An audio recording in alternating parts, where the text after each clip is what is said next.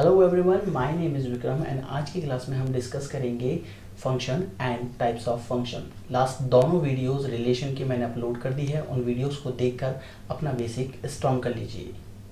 So without wasting time let's start.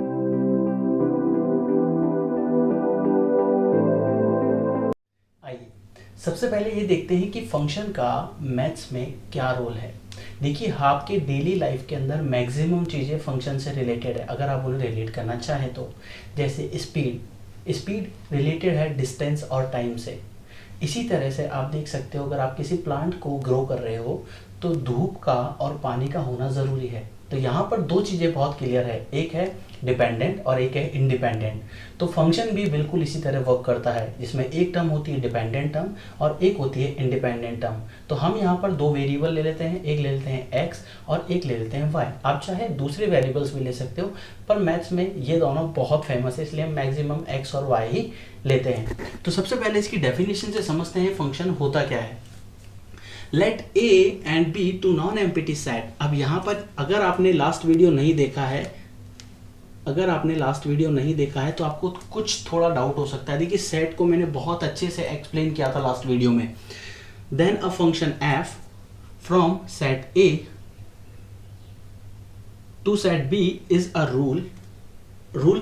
अब इसे हम मैप भी बोलते हैं और मैपिंग भी बोलते हैं, which associates each element of set A to exactly one element of set B. It means हर एक एलिमेंट किसी दूसरे एलिमेंट से कनेक्टेड है। यहाँ पर मैंने लास्ट क्लास में आपको ये बताया था, इस तरह से ये दो आपके पास सेट हैं। अब आप देख सकते हो, मैं यहाँ पर 1 2 3, ये 1 2 3 है, इन्हें हम एलिमेंट बोलते हैं। यहाँ पर मैं मान लेता हूँ x y और z।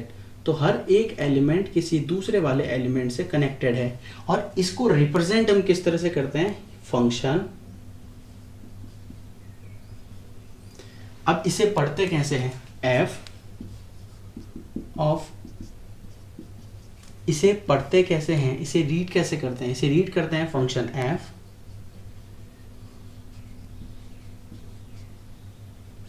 f from a to B, इस तरह से इसे रीड करते हैं, ध्यान रखिएगा।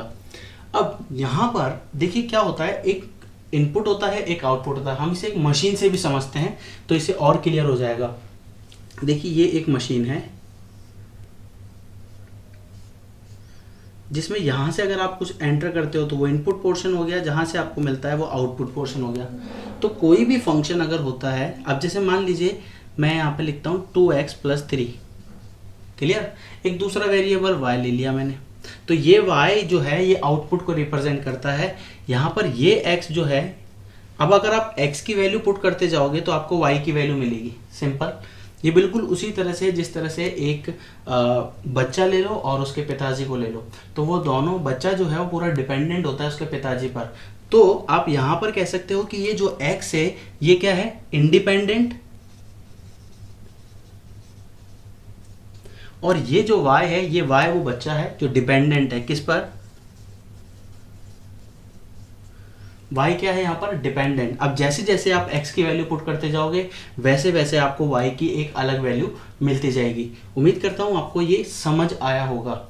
वापस देखते हैं एक बार, ये एक कंप्लीट सेट है, ये दूसरा एक कंप्लीट सेट है। इसमें हर एक एलिमेंट किसी दूसरे के हर एक एलिमेंट के साथ कनेक्टेड है किसी एक रिलेशन से। क्लियर हुआ, क्योंकि फंक्शन जो है वो भी एक रिलेशन का ही टाइप है। यहाँ तक क्लियर। अब यहाँ पर आप देख सकते हो कि इसे पढ़ते कैसे हैं, function f from a to b। Example के लिए हमने क्या लिया, ये मशीन है, तो आप देख सकते हो ये यहाँ पर जो है ये एक तरह से x है, क्लियर, और यहाँ पर आपको जो मिल रहा है वो y है। और ये फंक्शन, ये मशीन जो है, इसे हम f से डिनोट कर देते हैं, f ऑफ x। क्लियर हुआ। तो ये जो आउटपुट होता है, इस आउटपुट को इस तरह भी डिनोट किया जाता है, f ऑफ x। इसे पढ़ते भी इस तरह से हैं, इसे पढ़ते हैं f ऑफ x। अगर ये लिखा हो g, x, तो इस तरह से इसे पढ़ते हैं g ऑफ x। अगर ये लिखा हो s ऑफ t, इस तरह से बहुत सारे नाम्स होते हैं, जैसे p ऑफ t। ये टर्म फिजिक्स में भी यूज में आती है। फिजिक्स में कहाँ यूज में आती है, पावर डिपेंडेंट ऑन टाइम या power at a time. Clear. यहाँ पर आप इस तरह से इसे समझ सकते हो। ये एक बेसिक साइज का कंसेप्ट। देखिए, ये आपके पास 6 मैंने डायग्राम बनाए हैं। अगर आपको ये 6 डायग्राम समझ में आ गया तो आप इजीली बता सकते हो कि कौन सा फंक्शन होगा और कौन सा फंक्शन नहीं होगा। अगर आपने पहले से पढ़ा हुआ है तो वीडियो को पॉज कीजिए और एक बार मुझे कमेंट सेक्शन में बताइए कि इनमें कौन कौन सा फंक्शन है और कौन सा फंक्शन नहीं है। चलिए स्टार्ट करते हैं और समझते हैं कि कौन सा फंक्शन होता है और कौन सा फंक्शन नहीं होता है। देखिए, एक इनपुट का एक इंडिविजुअल अलग से आउटपुट होता है। जब एक इनपुट है एक ही आउटपुट है, फिर एक इनपुट फिर एक आउटपुट, फिर एक इनपुट फिर एक आउटपुट, तो यानी 3 अलग इनपुट और उनके 3 अलग आउटपुट। तो आप बोल सकते हो कि ये एक फंक्शन है। क्लियर? आपको इनमें सब में एक ही चीज बतानी है कि क्या ये फंक्शन है या नहीं है। F2 में बताइए कि क्या ये फंक्शन है या नहीं है। देखिए, 1 का आउटपुट कितना है Z, 2 का आउटपुट कितना है Y और 3 का आउटपुट कितना है X। तो 3 इनपुट अलग हैं, 3 उनके आउटपुट अलग हैं। तो आप क्या बोल सकते हो कि ये भी एक फंक्शन है। क्लियर? इसमें देखिए, 1 का आउटपुट है X, 2 का आउटपुट है Z, 3 का आउटपुट है Y और 4 का तो कोई आउटपुट ही नहीं है। आपको दिख रहा है 4 का कोई आउटपुट नहीं है। क्या ऐसा कभी हुआ है आपने इनपुट डाला और आउटपुट आपको कुछ नहीं मिला? समझ में आया? आपने इनपुट डाला, आपको आउटपुट कुछ नहीं मिला, तो ऐसा तो पॉसिबल नहीं होगा। जब ऐसा पॉसिबल नहीं है तो आप बोल सकते हो कि ये एक फंक्शन भी नहीं है। हमेशा ध्यान रखना,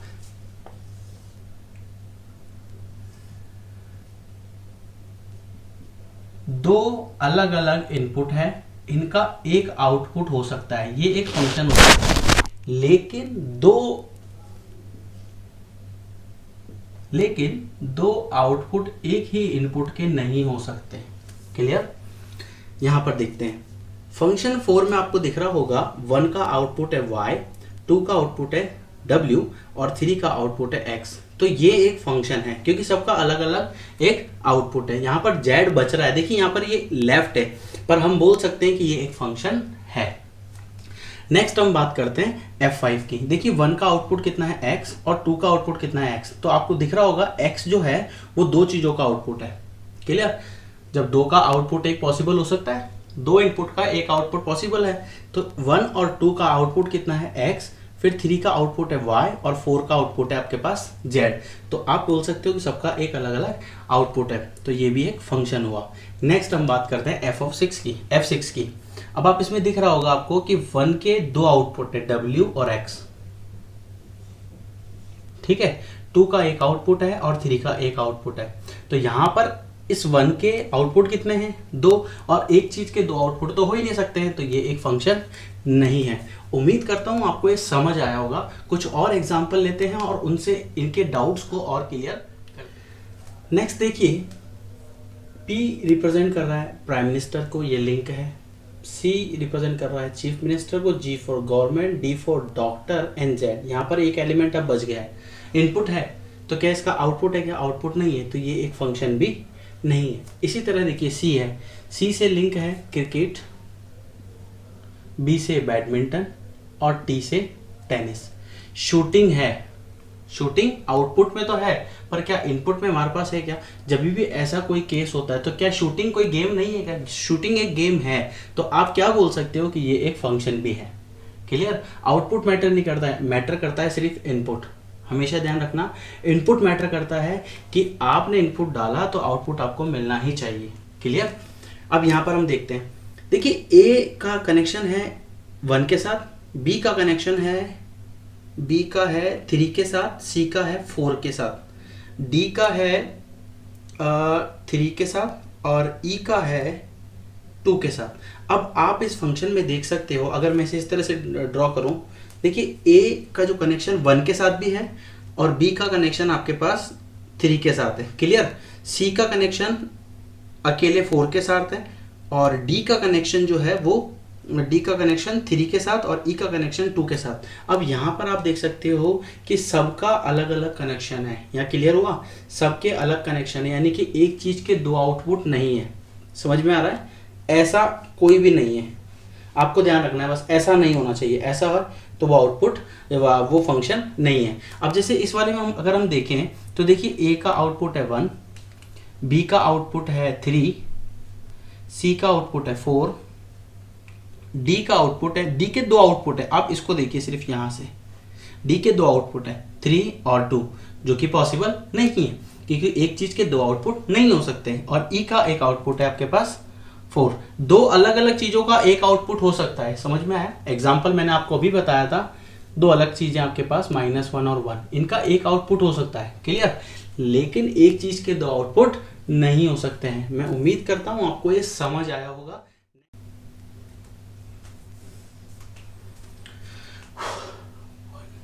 one two three. Next, domain, codomain and range of a function. अभी मैं आपको बेसिक बता रहा हूँ, फिर आपको बिल्कुल फंक्शन के थ्रू बताऊंगा। जैसे एफ ऑफ एक्स अगर आपके पास है √x-3, तो इसका रेंज क्या होगा, इसका डोमेन क्या होगा, इसका कोडोमेन क्या होगा। ये इस टाइप के फंक्शन पर हम आएंगे, लेकिन मैं चाहता हूं कि पहले आप बेसिक थोड़ा सा क्लियर कर लें ताकि बाद में आपको प्रॉब्लम नहीं हो। इस टाइप के बहुत सारे क्वेश्चंस हैं, हम वो सभी करेंगे। अब यहाँ पर आप देख सकते हो, मैंने आपको एक फंक्शन दिया है a to b, इनके लिंक दिए हैं। डोमेन क्या होता है, देखिए यहाँ पर a के जितने एलिमेंट्स हैं, नंबर ऑफ एलिमेंट्स, या a में कितने एलिमेंट्स है 1 2 3 4, ठीक है? तो ये चारों एलिमेंट जो हैं इसे हम डोमेन बोलेंगे, क्लियर? तो elements of a is domain, ठीक है? अब a क्या है, हमारे पास सेट है, तो हमने इसको नाम दे दिया, elements of set a is a domain.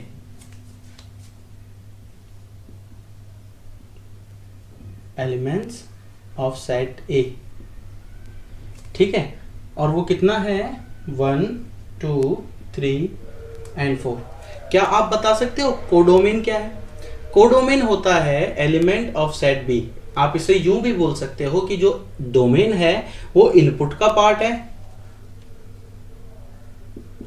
और जो कोडोमेन है वो आउटपुट का पार्ट है। बड़ा सिंपल और बड़ा इजी हो जाएगा। तो कोडोमेन जो है element of set B, elements of set B, clear? और यहां पर अगर आप देख सकते हो x, y और z, तीन एलिमेंट है आपके पास, तो तीनों क्या हो जाएंगे इसके कोडोमेन, ठीक है? नेक्स्ट आता है रेंज। रेंज क्या होता है, जितने आउटपुट हैं, आप देख रहे हो आउटपुट कितना आपके पास w x y, तीन है। अगर यहाँ पर z भी होता, मान लीजिए ये भी होता, मान लीजिए z होता है यहाँ पर, क्लियर? तो z होता तो वो कोडोमेन में काउंट होता, लेकिन हम उसको कभी भी रेंज में काउंट नहीं करेंगे। रेंज में कब काउंट करते हैं, जब वो किसी के साथ लिंक होता है। तो यहाँ पर आप देख सकते हो w, x और y, ये तीन ही जो एलिमेंट्स है वो लिंक के a के एलिमेंट्स है। तो आप बोल सकते हो कि ये ही क्या है इसकी रेंज। तो w, x और y इसकी रेंज हो गई। मान लेते हैं चलो z भी है, तो आपके पास आपको क्या ध्यान रखना है कि z जो है वो कोडोमेन में काउंट हो रहा है और रेंज के अंदर सिर्फ जिनके साथ लिंक हो रहा है, अगर इसके ऊपर एरो नहीं है तो आपको डायरेक्ट समझना है कि ये आपके पास रेंज नहीं होगा। एक सबसे इंपॉर्टेंट बात, अगर आपने लास्ट वीडियो देखा होगा तो लास्ट वीडियो से इसे थोड़ा सा लिंक करते हैं। आप देख सकते हो रेंज जो है वो कोडोमेन का पार्ट है, तो आप बोल सकते हो रेंज जो है वो सबसेट है किसकी, कोडोमेन की, क्योंकि रेंज के कोडोमेन यानी कि w, x और y, ये तीनों एलिमेंट इसके अंदर आ रहे हैं। समझ में आया? ये तीनों एलिमेंट इसमें आ रहे हैं, तो इसका मतलब ये हुआ कि range is a subset of codomain. Range is a subset, subset आपको ध्यान हो सिंबल कैसा होता है, इस टाइप का।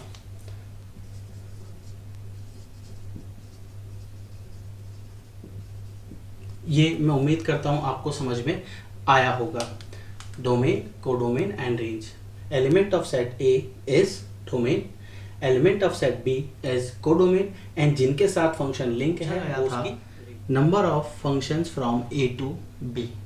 तो देखिए number of elements in set A is P and number of elements in set B is Q, then number of functions from A to B वो कितना होगा, Q raised to the power P। ये most important है, ध्यान रखना। Number of functions from A to B is equal to होगा Q raised to the power P। एग्जाम्पल देखते हैं। मान लीजिए एक सेट है A और इसमें है 1 2 3 4, ठीक है? नंबर ऑफ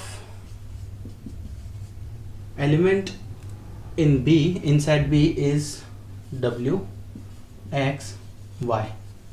ठीक है, अब आपको ये बताना है कि इससे कितने फंक्शंस बन सकते हैं। तो फॉर्मूला क्या होता है, अगर ए में आपके पास पी सेट हैं और बी में आपके पास क्यू सेट हैं, तो number of functions from A to B is equal to होगा Q raised to the power P.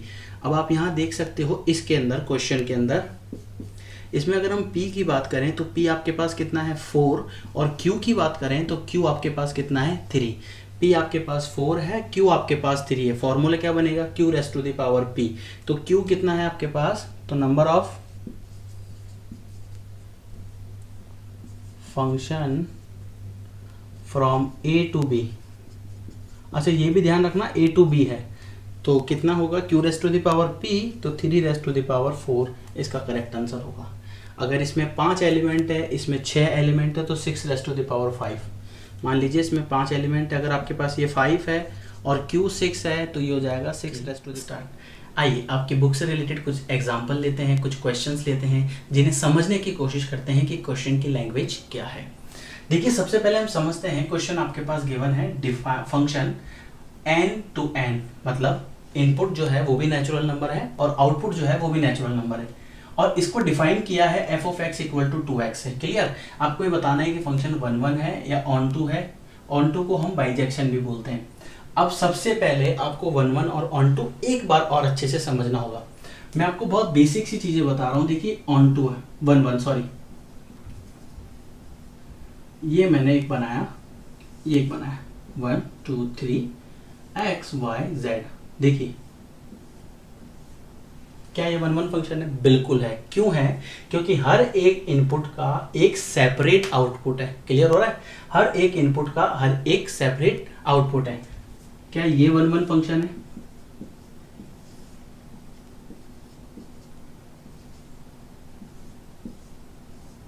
क्या ये 1 1 फंक्शन है, हाँ जी ये भी 1 1 फंक्शन है। क्यों, क्योंकि यहाँ पर जितने इनपुट है उनके एक सेपरेट आउटपुट है। समझ में आ रहा है। अगर मान लीजिए इसमें अगर मैं बना देता हूँ 1 2 3 एंड 4 और यहाँ मैं लिख देता हूँ x y और z,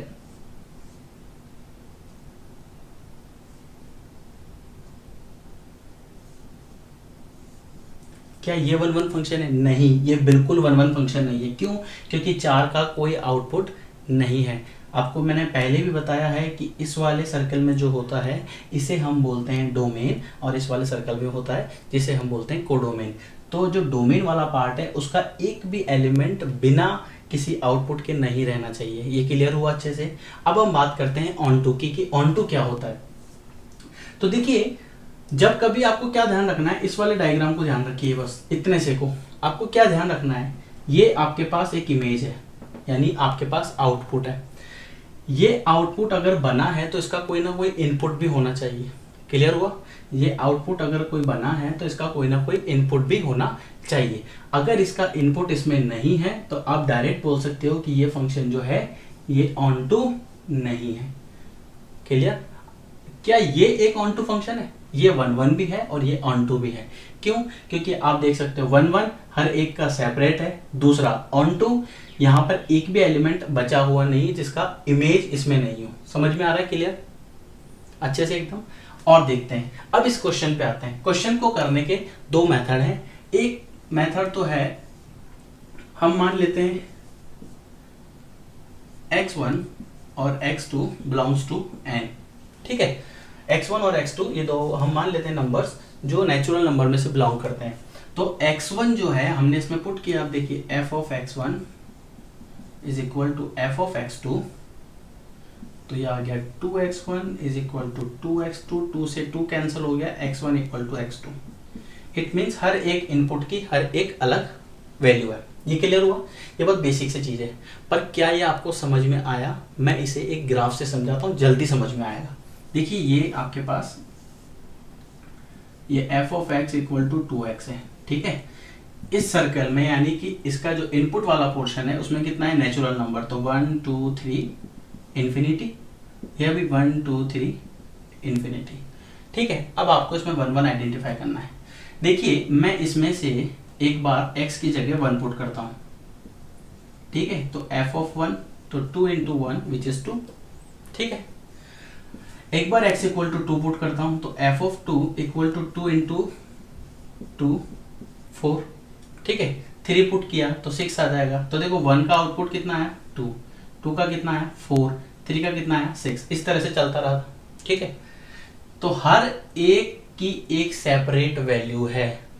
जैसे अगर मैंने 1 पुट किया तो 2 आया, अब ये 2 वापस नहीं आएगा, रिपीट नहीं करेगा, समझ में आ रहा है? क्योंकि यहाँ पर कोई भी वैल्यू आप रख के देख लीजिए, इसमें x की जगह और कोई भी नंबर रख लीजिए एक्सेप्ट 1 को छोड़कर आप कोई भी नंबर रख लीजिए, 2 आपको कभी आउटपुट नहीं मिलेगा। जब 2 आउटपुट नहीं मिलेगा तो आप क्या कह सकते हो कि हर एक नंबर की एक सेपरेट वैल्यू मिलेगी। जब सेपरेट वैल्यू मिलेगी तो वो 1 फंक्शन हो गया, सिंपल। दूसरी बात, क्या ये ऑन टू है? अभी मैंने दिखाया आपको, यहाँ पर देखिए ये W, ये जो है आउटपुट, इसकी कोई इमेज नहीं है। बोल सकते हो इमेज बोल सकते हो, इनपुट बोल सकते हो। तो मुझे एक बात बताइए, क्या ये 3 बन सकता है कभी 2 से मल्टीप्लाई होके? एग्जाम्पल, इस x की जगह क्या मैं ऐसा कोई नंबर रख दूं जब 3 मिल जाए? ऐसा नहीं हो सकता। जब ऐसा नहीं हो सकता तो आप डायरेक्ट बोल दो कि this one is not onto function, because 3 जो इमेज है वो किसी भी एलिमेंट की नहीं है। क्लियर हुआ? उम्मीद करता हूँ आपको ये समझ आया होगा। आइए इससे रिलेटेड कुछ और भी क्वेश्चंस करते हैं। एक बार अभी हमने लिया है ना natural number to natural number, अब हम लेके देखते हैं real number two real number. एक बार लेके देखते हैं हम इंटीजर टू इंटीजर। इस तरह से हम अलग अलग तरीके से करके देखते हैं कि कहाँ पर फंक्शन 1 1 होगा और कहाँ पर फंक्शन 3 2। इस क्वेश्चन में देखिए आपके पास ये r और ये r है, ये दोनों r रिप्रेजेंट कर रहे हैं रियल नंबर को, ठीक है। और रियल नंबर माइनस इन्फिनिटी से प्लस इन्फिनिटी तक होता है, जिसके अंदर फ्रैक्शन वाली फॉर्मेट भी होती है। फ्रैक्शन नंबर होता है जो a अपॉन b बोल दो या x अपॉन y की फॉर्मेट में लिखा होता है। अब आपको क्या देखा दिया हुआ है, क्वेश्चन मैंने सेम लिया है f of x equal to 2x। यहाँ पर चेंज मैंने क्या किया, पहले में था natural number to natural number, अब आपके पास है real number two real number. Clear? अब आपको ये बताना है कि ये फंक्शन 1 1 है या ऑन टू है। क्लियर? चलिए, तो हम सेम एग्जाम्पल वही मेथड वही फॉलो करेंगे जिससे कंफ्यूजन नहीं हो। अब रियल नंबर की बात करें, माइनस इन्फिनिटी से -1 0 1 2 plus infinity, minus infinity to -1 0 1 2 infinity. Clear? ये आपके पास फंक्शन है f of x is equal to 2x। ठीक, मुझे एक बात बताइए, अब x की जगह ये आपके पास फंक्शन है f of x is equal to 2x। x की जगह मैंने 1 पुट किया तो f of 1 is equal to 2i of 1, ये कितना हो जाएगा 2। x की जगह मैंने 2 पुट किया तो ये मैंने यहाँ पर कितना आ जाएगा आपके पास 2 मल्टीप्लाई बाई 2 4। x की जगह मैंने पुट किया हाफ, तो f of half is equal to 2 multiply by half which is 1। समझ में आ रहा है? आप देख सकते हो इसमें f of x equal to मैंने 2x लिया। रियल नंबर पॉजिटिव भी होते हैं नेगेटिव भी होते हैं, तो मैंने 1 लिया 2 लिया और हाफ लिया और इनका आउटपुट लिया। मुझे 2 चीज़ बताइए, पहला 1 2 3 1 2 और हाफ रियल नंबर होता है? होता है। इसमें आएगा? बिल्कुल आएगा। क्या 2 4 और 1 रियल नंबर होता है? होता है। क्या इसमें आएगा? बिल्कुल आएगा। हर एक की सेपरेट इमेज बन रही है। जब सेपरेट इमेज बन रही है तो आप डायरेक्ट बोल सकते हो कि ये एक 1 1 फंक्शन है। पहला मेथड क्या है? मेथड एक दूसरा वाला मेथड भी हम फॉलो कर लेते हैं। देखिए वही x1 x2 तो twice of x1 twice of x2, 2 से 2 कैंसिल हो गया तो x1 की एक सेपरेट इमेज बन रही है x2। क्लियर? अब बात होती है ऑन टू की कि क्या ये ऑन टू फंक्शन है या नहीं है। ऑन टू के लिए हमने क्या किया, मान लीजिए हम कोई वैल्यू पुट करके देखते हैं इसमें। सेम कंसेप्ट हम फॉलो कर रहे हैं। देखिए इस 1 की, इसी क्वेश्चन की हम बात कर लेते हैं। तो देखिए इस 1 की कोई इमेज, ये इमेज जो है 1, क्या ये किसी का आउटपुट हो सकता है? हो सकता है हाफ का। क्या ये 1 किसी और का आउटपुट हो सकता है? और का नहीं हो सकता। कैसे नहीं हो सकता? रख के देख लेते हैं। देखिए मान लीजिए हाफ की जगह मैंने पुट किया 3/2, ठीक है। 3/2 पुट किया तो यहाँ पर कितना आ जाएगा f ऑफ 3/2, तो ये हो जाएगा ट्वाइस और यहाँ पर आ जाएगा 3/2, ये 3 आया। इसका मतलब ये है कि यहाँ पर वैल्यूज जो है वो सेपरेट भी है और हर एक की, यानी इसमें जितने भी नंबर है वो सब किसी ना किसी की इमेज है। समझ में आया? इसमें जितने भी नंबर हैं वो सब किसी ना किसी की इमेज हैं। इमेज का मतलब हुआ कि यहाँ पर जो नंबर है इनका जो आउटपुट है उसे हम इमेज बोल रहे हैं। ठीक है, तो यहाँ पर जितने भी नंबर है वो सब इस वाले नंबरों से कनेक्टेड है। तो ये फंक्शन जो है ये 1 1 भी है और ऑन टू भी है। किस केस में? जब real number two real number. देखिए नेक्स्ट क्वेश्चन, मैंने यहाँ पर ये दोनों लिए हैं और ये z जो है ये रिप्रेजेंट करता है इंटीजर को। इंटीजर होते हैं माइनस इन्फिनिटी से plus infinity, positive integer and negative integer. एक बात जो इंपॉर्टेंट है, इंटीजर हमेशा पूरा नंबर होता है। पूरे नंबर का मतलब है कि होल नंबर होता है। जैसे 1 होता है, 2 होगा, 3 होगा, ऐसे ही -1 हो सकता है, -2, -3, पर कभी भी इस फॉर्मेट में नहीं होगा। क्लियर हुआ? कभी भी फ्रैक्शन की फॉर्मेट में नंबर नहीं होता, डेसिमल की फॉर्मेट में इंटीजर नहीं होता। इस बात का ध्यान रखना। अब यहाँ पर क्वेश्चन क्या है? क्वेश्चन है कि function f from z to z, यानी कि इनपुट भी आपके पास इंटीजर है और आउटपुट भी आपके पास इंटीजर है। क्लियर? तो आपसे ये पूछा है कि क्या ये 1 1 फंक्शन है या ऑन टू फंक्शन है। तो देखिए चेक करते हैं। 1 1 तो देखिए तीनों केस में आप इसको याद रख सकते हो। मैं आपको यहाँ पर बना देता हूँ। f of x is equal to 2x। ये फंक्शन 1 1 है कब? जब फंक्शन होगा r टेंस टू r, जब फंक्शन होगा z टेंस टू z, और जब फंक्शन होगा एक और था natural number to natural number. इन तीनों केस के अंदर ये फंक्शन जो है ये क्या है? 1 1 फंक्शन है। ये आप डायरेक्ट भी याद रख सकते हो। मेथड मैंने आपको बताया था, तीनों में एक ही मेथड है। एक बार हमने ले लिया x1 f of x1 is equal to f of x2। Same process, कोई नया कुछ भी नहीं है इसमें। तो ट्वाइस ऑफ x2 कैंसिल हो गया, x1 equal to x2, separate image बन रही है। तो आप बता सकते हो कि ये फंक्शन जो है वो 1 1 है। बात आती है ऑन टू की। इसमें इंपॉर्टेंट ऑन टू है, आपको ध्यान भी इसी पे देना है। ऑन टू का एक मेथड और है, मैं चाहता तो आपको वो बताता, लेकिन प्रॉब्लम क्या है, अगर आपने इस पे फोकस नहीं किया, यहाँ पर जो नंबर लिखा होता है इनपुट और आउटपुट, तो आप उस मेथड से इस क्वेश्चन को गलत कर दोगे। इस क्वेश्चन में थोड़ा सा ध्यान दीजिए। देखिए अगर मैं मान लेता हूँ y belongs to z। z क्या है यहाँ पर? इंटीजर। ठीक है, तो y इक्वल टू, अब देखिए y क्या है हमारे पास? f of x है। तो f of x equal to y, और f of x की वैल्यू कितनी है? 2x। वो 2x पुट कर दो इक्वल टू y। क्लियर हुआ? तो यहाँ से x की वैल्यू कितनी हो गई? y upon 2। अब मुझे एक बात बताइए, 1 अपॉन 2 मैंने अभी बताया कि इंटीजर में नहीं आता, तो ये तो किस में से? z में से बिलोंग नहीं करेगा। अगर y z में से बिलोंग करता है, मान लीजिए y की वैल्यू 1 है क्योंकि इंटीजर है। अगर y की वैल्यू 1 है और मैं यहाँ 1 पुट कर दूंगा तो x का मतलब है, इसको यूं देखिए, इसमें आपको ज़्यादा बेटर समझ में आएगा। ये इसमें सारे एलिमेंट x के हैं, इसमें सारे एलिमेंट y के हैं। क्लियर हुआ? अब मुझे एक बात बताइए, x अगर मैं y की जगह 1 पुट करता हूँ, क्योंकि y एक इंटीजर है, y की जगह अगर मैं 1 पुट करता हूँ तो 1/2 होगा, तो वो 1/2 इसी में तो आएगा ना। पर लेकिन ये तो इंटीजर है और इंटीजर में 1/2 नंबर होता ही नहीं है। समझ में आया? तो इसका मतलब ये हुआ कि ये जो फंक्शन है ये function not onto. Clear हुआ? अच्छे से एकदम, इंटीजर टू इंटीजर। यहाँ पर आपको बस तीन ही चीज ध्यान रखनी, रियल नंबर से रियल नंबर में, और फिर integer to integer and natural number to natural number. इस पर ही अगर आप फोकस करते हो तो आप इस क्वेश्चन को बेटर तरीके से समझ सकते हो। आप कुछ वैल्यूज पुट भी करके देख लीजिए, अगर जरूरी नहीं है मैंने जो वैल्यूज ली आप वो लें, आप कुछ और भी अपने हिसाब से पुट करके देखिए और बना के देखिए कि क्या ये 1 1 बन रहा है या ऑन टू बन रहा है या नहीं बन रहा है। देखिए कोई भी एक क्वेश्चन उठाइए, उसकी प्रैक्टिस कीजिए और उसको अलग अलग तरीके से करके देखिए, ताकि आपको बाकी के जो क्वेश्चन है उसमें प्रॉब्लम नहीं आए।